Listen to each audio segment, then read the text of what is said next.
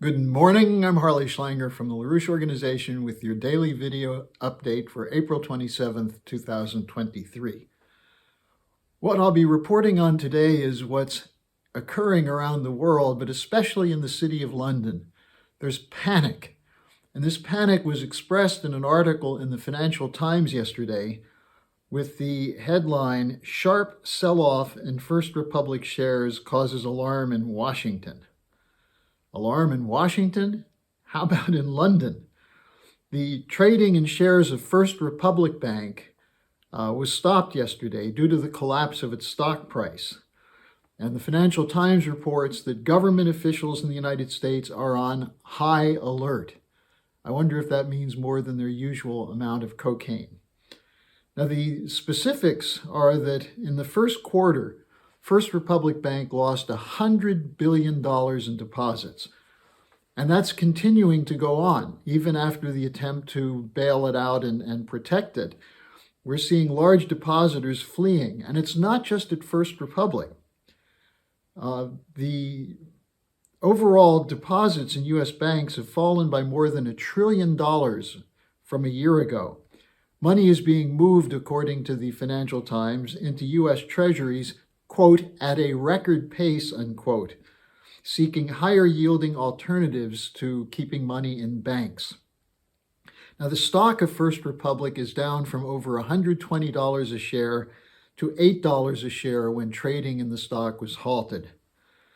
So far, the bailout cost for First Republic was $30 billion in deposits that were moved into the bank from major U.S. banks, and then a borrowing of $138 billion from the Fed's Bank Term Finance Program, the Federal Home Loan Bank, and J.P. Morgan Chase. And they've laid off 25% of their employees. Now, it's not just First Republic Bank. We had the Silicon Valley Bank. We've had other banks that are shaky. In fact, the whole banking system is undergoing a level of panic we haven't seen probably since 2008.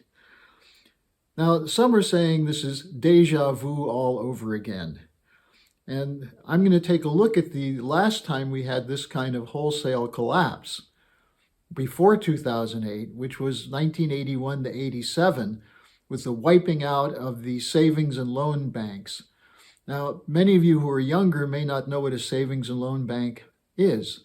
It's a bank that was under Glass-Steagall regulation, could offer a certain level of interest on deposits and then use those deposits to finance mortgages for people to buy homes. It was protected because the idea of owning a home was an important aspect of being a citizen in the United States. You work hard, you buy a home, you can't afford it all at once, but you can finance it over time at interest rates which are kept at a acceptable level. Well, what happened beginning in the 1980s is you had interest rates raised through the roof by Paul Volcker, supposedly to stop inflation. At the same time, you had beginnings of banking deregulation through something called the Garn-St. Germain Act of 1981. So savings and loans, which had been prohibited from mixing their depositors' money and their mortgage accounts with speculation, were suddenly freed to buy new financial instruments and offer them. And so what happened is they offered instruments with higher rates, but to get the liquidity for it, they were buying and selling junk bonds. And these are instruments with high rate.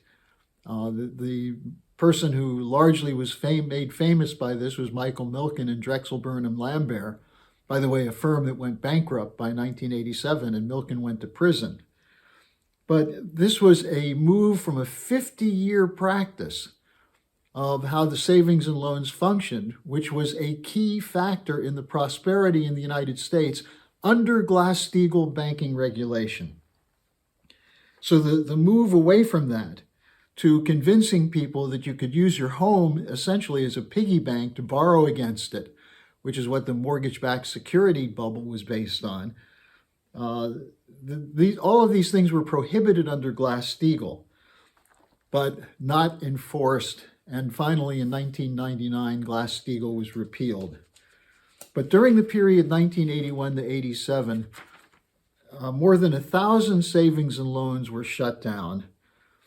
That's over half of the savings and loans. $160 billion minimal in taxpayer funding to shut down the S&Ls. And with Michael Milken and the junk bond operation, the whole shift in the economy was pushed ahead, away from physical economic production into speculation. The idea that you can make more money buying and selling paper and exotic instruments, as opposed to investing in research and development, new plant and equipment, worker training, the basis of the American economic growth from the World War II into the late 60s, all that was overturned. And the repeal of Glass-Steagall finalized that process. Now, as we're seeing this unfold in the United States, there's continued fallout in Europe from the collapse of Credit Suisse, which went under on March 19th. And there was the shotgun marriage with the Union Bank of Switzerland, UBS, creating one of the biggest derivative giants in the world. UBS is a major derivative trader. Now it has to swallow all the losses from Credit Suisse. And UBS has now been labeled a, quote, globally systemically important bank, unquote, which technically means way too big to fail. So the question is, can enough liquidity be generated to save these banks without triggering runaway inflation? And remember, there's a difference between liquidity and solvency. If you create liquidity, an insolvent bank or corporation may be able to pay its interest on its debt for a period of time, but it's doing so at the expense of increasing the overall debt. So to remain liquid, solvency is further undermined. And that's what's happening through the whole system. And that's a big part of the deindustrialization that's occurred based on the move away from banking regulation. Now, here's the final point I want to make on this. The war in Ukraine and the threatened war against China are driven by this financial crisis, because the casino economy in the West has been underwritten by looting of the global South, moving industry there, outsourcing to get cheap labor, the literal theft of raw materials by the global raw material cartels, the enforcement by the International Monetary Fund of credit policy, which prevents investment in real economy in return for draconian debt payment. You want to talk about a debt trap? This is what the International Monetary Fund has been doing since the mid-1970s. Now, this is now being rejected by the nations of the global South, which are looking to a new development architecture in which national currencies and regional institutions are trading in national currencies for both purposes of investment and trade. This is what Lyndon LaRouche advocated over a period of 50 years, with repeatedly accurate forecasts, including the stock market crash in 1987, the dot-com bubble crash in 2000, the 2008 mortgage-backed security crash. LaRouche was on target every single time because of his method of approach to economics, which was a Leibnizian physical economy dynamic approach to economic forecasting and also to solutions. Now, in the late 90s, Jose Lopez Portillo, the former president of Mexico, at a forum in Mexico said, "It's now time for the world to listen to the wise words of Lyndon LaRouche." Well, now it's overdue to listen to the words of Lyndon LaRouche. In fact, many are doing that, whether it's the Belt and Road Initiative, whether it's the establishment of new institutions such as the BRICS, the Shanghai Cooperation Organization. These are institutions committed to the development of the physical economy of sovereign nations and multilateral trade agreements between them, as opposed to top-down globalist banking dictatorship. So isn't it about time that everyone heard about the method of LaRouche, his forecasting and his solutions? Well, one aspect of this is his 4 laws.